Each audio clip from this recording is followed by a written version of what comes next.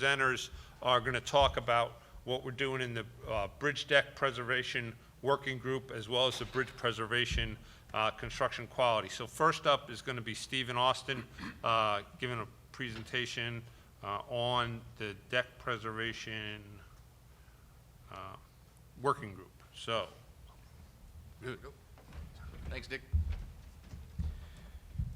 So, as Dick mentioned, I'll be talking about really what we've been doing in the Bridge Deck Preservation Working Group. For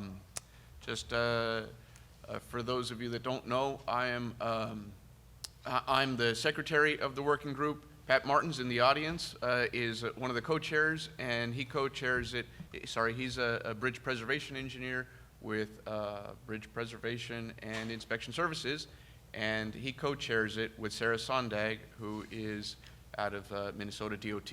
She's done a tremendous job as she stepped into the co-chair position with Pat, and they're doing a fantastic job leading our group. Just a little overview of the mission of the working group: promote development and adoption of best practices for bridge decks and extend the service life and demonstrate the value of preservation. Our work scope is to provide education and outreach, facilitate research, surveys, and peer exchanges, develop best practice guidance to be used nationally, and promote findings of NCHRP. Kind of all of this is kind of that first bullet there: provide education and outreach. Each of our monthly sessions generally consists of either a roundtable discussion or a technical presentation, and then trying to find opportunities to share knowledge within the working group. I shared this in our lunch session for our new member orientation yesterday, but I think these working groups really serve as an opportunity for us to network, to build on these annual meetings, but then also to go into a little bit detail on a focus area, and develop these best practices. So one of our deliverables, this one, it goes back about 7 years or so, was the Bridge Product Database. This database serves as a resource for designers, for DOTs, on overlay products, sealers, and here more recently, patching products. You can find this on our TSP2 homepage. It's got its own link in the bottom right of the page, and it'll take you to the database that's organized with by each of those three areas, whether it's a patching product, whether it's an overlay or sealer. And it's got this database is populated with manufacturer provided information. So it includes cost, application information, kind of some of the limitations, viscosity, and other properties that may be of interest to an engineer specifying it. Right now, we're looking at opportunities to make some improvements to the product database. Unfortunately, we haven't seen the use that we had initially envisioned it would have. So if you've got some thoughts on the usefulness of it, you're welcome to give me or Pat some feedback on this, and we'll take it back to the working group on how to make it more useful and more user-friendly, maybe even. One of the deliverables that we came up with about a year and a half ago was the Concrete Bridge Deck Preservation Resource Guide.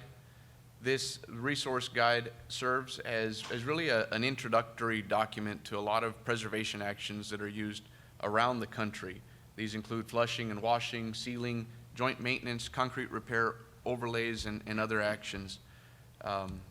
Each preservation action has one page, kind of a one-page resource that lists a description of the action, the benefits, best practices, and resources. It's really intended to be an objective but high-level resource that may be a starting point for folks that are maybe new to bridge preservation, or maybe have a good handle on it, but maybe are interested to see what other states are doing or best practices around the country, like I said.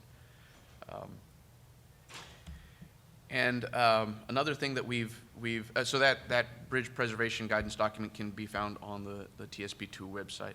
I know we've heard it maybe again at the new member orientation luncheon, and I think it maybe was mentioned before. This TSP2 website is really a treasure trove of a lot of different things. Sometimes it may be a little bit difficult to navigate around, but if you're looking for something, a lot of times you can find at least a few resources on technical content. So this is maybe just another opportunity for a plug to utilize this resource if you're not familiar with it.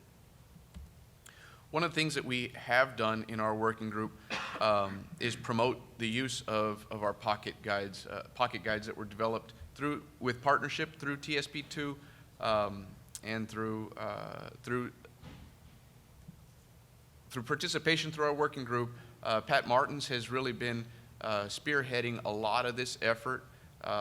So we've got pocket guides on latex modified concrete bridge deck overlays, pocket guides for low slump concrete bridge deck overlays, and UHPC overlays, and supplemental cementitious material concrete bridge deck overlays. So again, these are if nothing else, maybe just keeping these resources in the back of your mind in case you're looking at maybe UHPC as an overlay option in your state. I think Pat had mentioned to me that he'll be visiting our state, providing some training to one of our districts, and maybe the specifics of the pocket guides may not always strictly follow our specifications, but there's certainly some resources in there that are good reminders and good refreshers for folks that haven't applied it before, or haven't applied it recently. Here, a recent effort that we've undertaken was something that we're calling a sealer synthesis study. This is a project that an initiative out of the Bridge Deck Preservation Working Group, where the goal of this effort is to identify the state of practice, what research has been done, because sealers, whether they're crack sealers or penetrating sealers applied to concrete, they've been around for a long time, but it seems like as new people get into new roles, maybe they're new to a position. This sealer, different sealing methods are maybe a new idea. Now again, in light that sealers have been around for a long time, we thought it would be helpful to come up with a literature survey, a survey of states, what different surveys are doing, what different states are doing as far as application and reapplication.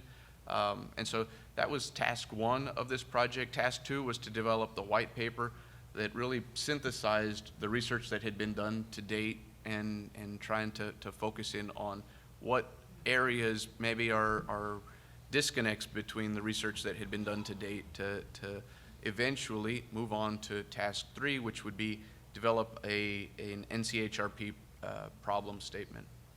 The group received financial support from each of the regional partnerships, and so that total worked out to be $20,000. For this project. The work is being done out of the University of Michigan and led by Dr. Jin. Next, so a little bit more detail on the sealer synthesis study. The deck sealing effort with penetrating sealers and the deck crack sealing, kind of some of the synthesis effort was focused on triggers, recommended intervals, general product types, approved products lists, performance evaluation, surface preparation practices that are both recommended by suppliers and that's actually applied in the field by states or that's called for by states, and then looking at regional differences in application and experiences. So we had 32 state agencies respond, 2 cities, 3 counties responded to the survey. So The results of the survey were, again, synthesized, and right now, the working group just recently provided comments back to the researcher to address, so that we can take that to the next level and develop a NCHRP project statement that focuses on needs moving forward. The working group meets the third Thursday of the month at 12 o'clock Central Time. Join us for technical content and to see how you can get plugged in. If you're interested in maybe what topics have been discussed here over the last year, I'd be happy to chat with you. Thanks. The preceding was produced by the National Center for Pavement Preservation. More information can be found on the web at pavementpreservation.org. Additional support provided by Michigan State University.